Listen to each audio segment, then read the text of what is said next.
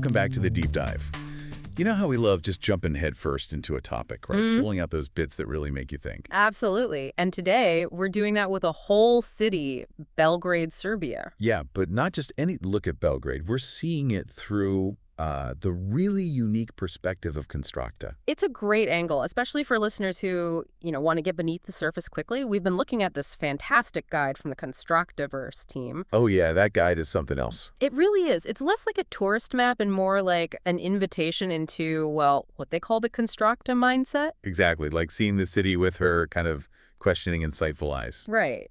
So our mission today, basically, is to explore how Belgrade itself, its spaces, its vibe, its history, might actually, echo in her work. And hopefully give you, the listener, a richer feel for both the artist and this amazing city. Sound good? Let's do it. Let's step into Konstrakta's Belgrade. So where does the Konstraktaverse team start us off? Okay, first stop is the Zemlja Gruva studio.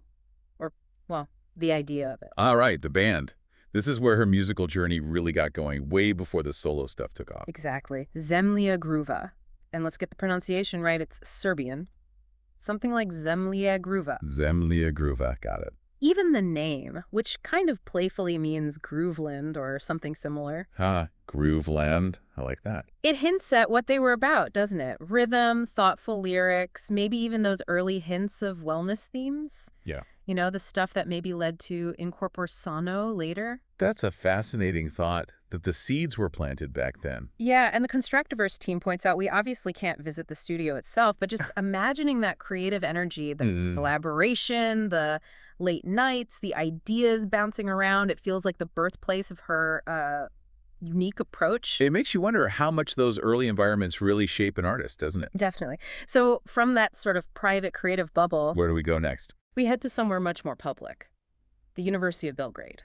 Right, because she didn't study music there, did she? It was architecture. Exactly. Right. Architecture, a whole different path she could have taken. Wow, talk about a duality. The Konstraktaverse team really picks up on that, studying, physical structures, blueprints, and then choosing to build art instead. Emotional structures, maybe? That's a great way to put it.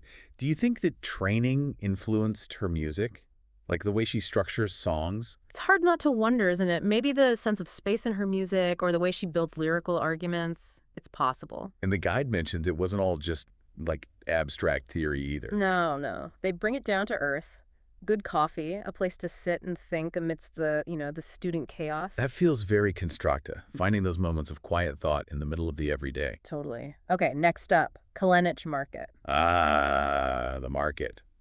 Not a gallery, not a concert hall. A bustling everyday market. Yep. Full of life, sounds, smells, colors, vegetables. And deep thoughts, apparently. The Konstraktaverse team calls it the place for deep thoughts and vegetables. That pairing is just perfect, doesn't it? It captures something essential. It really does. It makes you think about where profound ideas actually come from. Maybe not always in quiet, sterile places. Right. Surrounded by real life, food, people buying things. The guide pushes us to think about modern wellness here. In the context of the market. Yeah. Like, are the healthy choices we make genuinely healthy or is trendy, market-driven? It's that same kind of grounded skepticism you hear in her music. That's so insightful, and they encourage you to imagine her there, right? What would Konstrakta buy? Exactly. Like picturing her choosing some simple seasonal thing, it drives home that idea that deep thinking can happen anywhere, even grocery shopping. Finding the extraordinary in the ordinary. Yeah. Love that. Okay, where to next? We cross the river to New Belgrade. Novi Beograd. Completely different feel. Oh, yeah. The Konstraktaverse team calls it where contradictions come to life. And you see it immediately in the architecture. Huge contrast, right, from the older parts of the city. Totally. You've got these massive communist-era blocks, brutalist designs, right next to shiny new contemporary buildings. And that visual clash, it connects directly to her themes, doesn't it? Absolutely. Past versus future, idealism versus, well, messy reality. The guide notes how things there don't always seem to quite fit, but it functions. There's a kind of resilience. A paradoxical beauty, almost. And it's worth remembering those blocks were often built with community in mind, with shared spaces, amenities. Right, not purely profit-driven like some modern developments. A different set of values embedded in the concrete. You wonder how growing up or living in that environment shapes you. For sure. And looming over it all, the Genex Tower. The West Gate. Mm. Iconic. Mm-hmm. The Konstraktaverse team flags this as a major landmark for understanding her aesthetic, right? They call it the ultimate Konstrakta landmark. And yeah, you can see why. It's imposing, futuristic in a slightly dated way, almost dystopian. It was huge, wasn't it?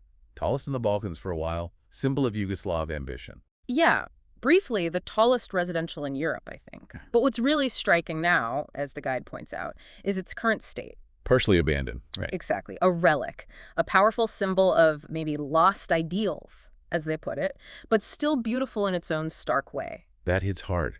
And the team had that image, imagining a giant Konstrakta banner on it. Yes, such a potent image. It perfectly fuses that grand scale, the history, and her kind of subtle questioning commentary. It's like a bridge between eras. Wow, okay. Staying in that general area, Sava Centar. Yeah, just nearby. Which the guide affectionately dubs the Temple of Cultural Chaos. Temple of Cultural Chaos. Okay, tell me more. Well, think about it. This one huge venue has hosted everything. Eurovision, political congresses, film festivals, academic conferences. A real mishmash. Totally, a melting pot of culture, high and low, past and present, all layered in one building. It feels very Konstrakta, like her music, weaving together unexpected things.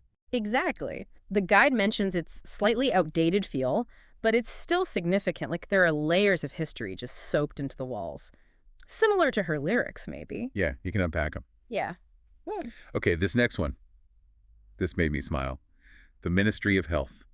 Yes. The Konstraktaverse team labels it the unofficial shrine of in corpore sano. The irony. It's brilliant. Isn't it? Standing there looking at this official building dedicated to national health. While thinking about that song, which questions everything about health systems, wellness culture, societal pressure. It forces the question, doesn't it? Does true health, true well-being actually come from institutions like this? Or is Konstrakta skepticism pointing towards something deeper, something society-wide? Definitely food for thought. Okay, so we've done the modern, the contradictory, the institutional. Yeah.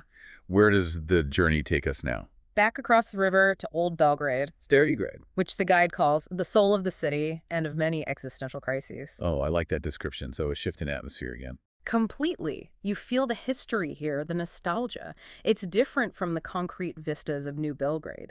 The team points us towards Skadarlia. Bohemian Quarter, right. Cobblestones, traditional restaurants, music. Exactly. A place where artists and writers have wrestled with life's big questions for ages, often with that characteristic Serbian blend of humor and melancholy.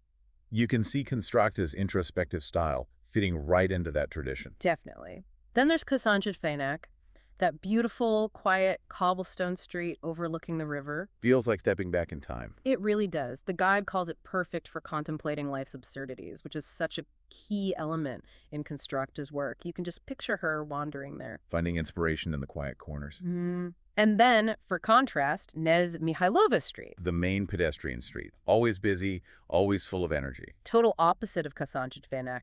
Tourists, locals, shoppers, performers. It's like life condensed. A microcosm of everything. So the guide ties all this old Belgrade atmosphere, the history, the melancholy, the absurdity, the energy, back to her music. Explicitly, they ask, how much of Belgrade's spirit, its nostalgia, its humor, its awareness of contradictions is in her music? And the answer they give is basically, yes. A lot. It feels right, doesn't it? Like the city is almost a collaborator. Yeah, or at least a deep wellspring of inspiration. The Konstraktaverse team even threw in a couple of more whimsical ideas from their notes. Okay. One was this pastry connection. A pastry connection. Yeah, the idea that maybe like the specific pastry shop Konstrakta used to buy snacks for the band near their old studio. Like that subtly influenced the music somehow. That's delightfully specific. It makes you think about how tiny, everyday things might feed into creativity in ways we don't even realize. Exactly. It's a fun thought experiment. And they also briefly mentioned Zemlya Gruva moving studios later on. The change of environment idea. Right. Just wondering playfully how that shift might have nudged Konstrakta's solo work in a certain direction. It reminds us that where an artist is can really matter, even unconsciously. Leaves you wondering about what's next, influenced by wherever she is now. For sure. So wrapping up this whole journey through Belgrade, it feels like much more than just a tour of places. It's really been about exploring a mindset. A way of seeing that feels very connected to Konstrakta's art. I agree. Belgrade, with all its history, its contrasts, its energy, it really does seem woven into the fabric of her work, that mix of appreciation and sharp questioning. It really does. It feels deeply intertwined. So that brings us to our final thought for you, the listener. Mm-hmm. After walking through Belgrade with this Konstrakta lens, maybe think about your own surroundings, your city, your town, your neighborhood. How might its specific character, its quirks, its history, how might that be shaping your thoughts, your creativity, maybe in ways you haven't really considered? That's a great challenge. Yeah, maybe try taking a walk with that Konstrakta mindset. Just observe, question, notice the details, appreciate the everyday stuff. You might be surprised what connections you find.